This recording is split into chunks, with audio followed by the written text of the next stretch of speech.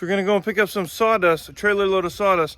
I've got these walls here that were created by the previous owner of this farm, and they fit, I mean, they overlap, but it's pretty awesome how they fit in the trailer.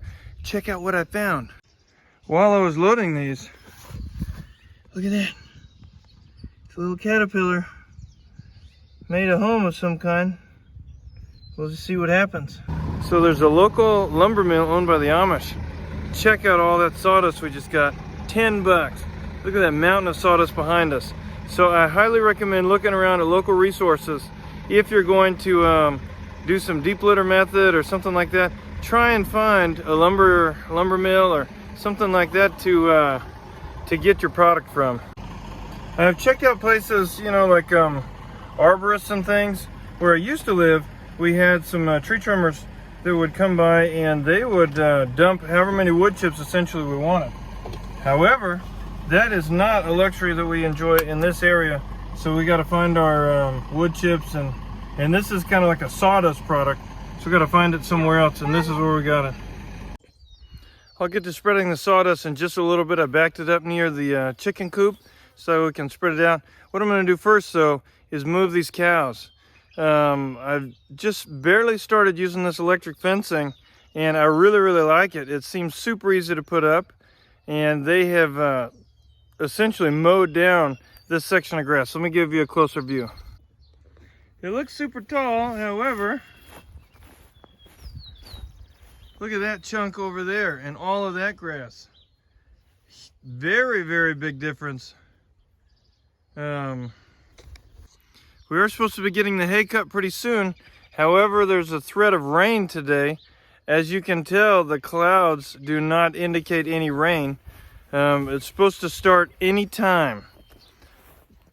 We'll just see. But until then, I'm going to move these cows because they have mowed this down pretty good, and I want them to have some fresh ground to be on. So let me turn off the fence. Let me drain the water trough, and then I'll take the fence down and move it. It is incredible to see how much they've cut this down. It's incredible. So I'm going to move them just right back there. I think I'm going to keep this same fence line though, because it's already there, and then just run another post over that way. So we'll just see. We'll see how it goes. I mean, there's definitely more sophisticated ways to do this.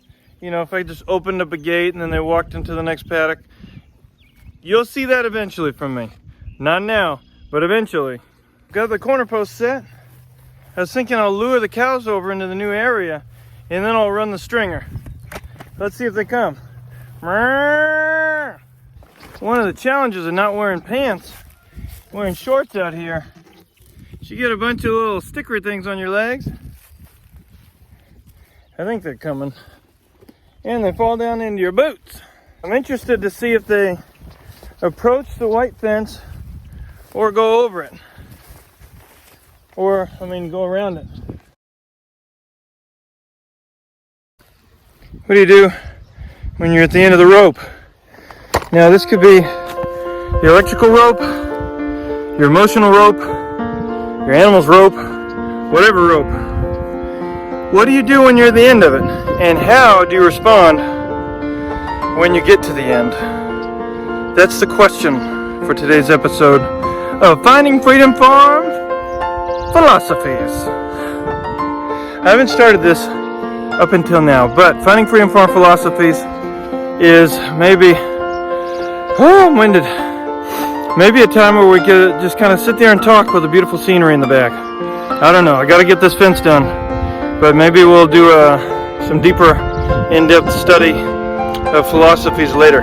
So what do you do when you're at the end of your rope? I'm currently at the end of my electrical fence rope.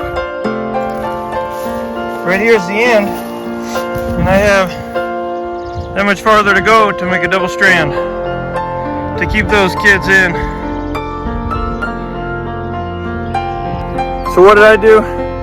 Thought about it, prayed about it, and undid all of that ribbon. It used to go back near that White House right over there at the corner.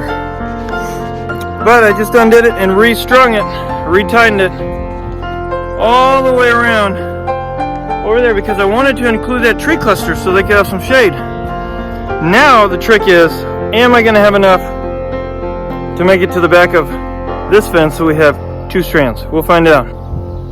So here we are. I did the fence and can't really see it because the grass is so tall, but I did it. Yes, I know it would have been better if the grass was mowed in the fence line. Much better connectivity, less grounding out on the grass, but didn't do that. So we'll see. It kept the cows in last time, and I'm hoping that it does the same thing now. I'm a bit whooped. So we're gonna go back to, what do you do when you're at the end of your rope? Do you quit? Do you give up? It's really easy to want to quit. One thing that's a big motivator is when something else is depending on you.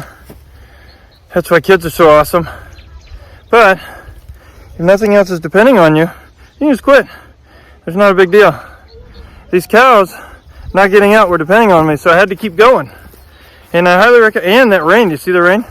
I highly recommend and encourage you and promise you that if you do keep going, then you keep going and you maybe change your ways a little bit, so that way you can have enough ribbon. Then you'll be able to get to the end, and that'll be as long as you need. Thanks for dialing in to this episode of Finding Freedom Farm Philosophies. So it's been a while since I put any layers of wood chips or sawdust or anything in here. You can see the buildup right underneath here of where the chickens roost and poop all night. And let me tell you, it is not smelling that great. So I'm excited that we got all the sawdust today. Let me show it to you.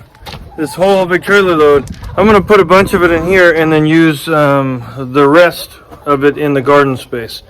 So let me put it down, and I mean, it's not smelling great in here, so I'm excited to get it smelling way better. Just like that. The ground looks way better. Just covered up the poop. It smells significant, like way better in here. I think we're good to go. You know, we could put a layer over everything, but I don't really think that they poop all over the place. I think it's mainly just here in this corner. So this place is smelling and looking way better. On to the next project. Check out this garden. See all these weeds? I'm going to show you what it looks like after we put in these feed sacks. Remember all these feed sacks? Remember several videos ago when I talked about putting the feed sacks in the garden instead of just burning them up? Well, today is that day, at least for some of it. We're going to put these down, put the sawdust on top, and we'll have a better looking garden in no time. Check it out.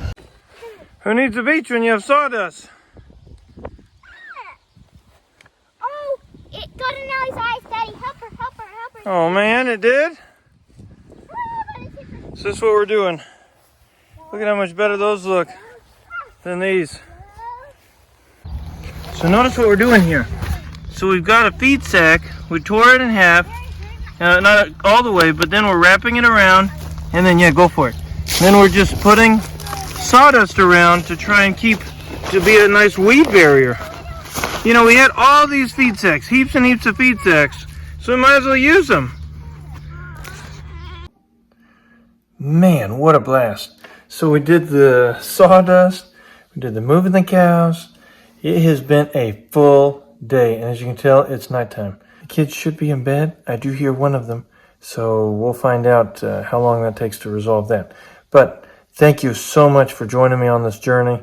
It was a lot of fun. The kids loved playing in that sawdust. It was almost like we were back at the beach. You know, it's a lot cheaper than going to the beach. $10 for a whole trailer load of sawdust. Anyway, look for solutions for mulch or something like that at your local area. You never know what you'll find. Until next time, look for freedom. You'll find it. Trust me. I have, and you will too.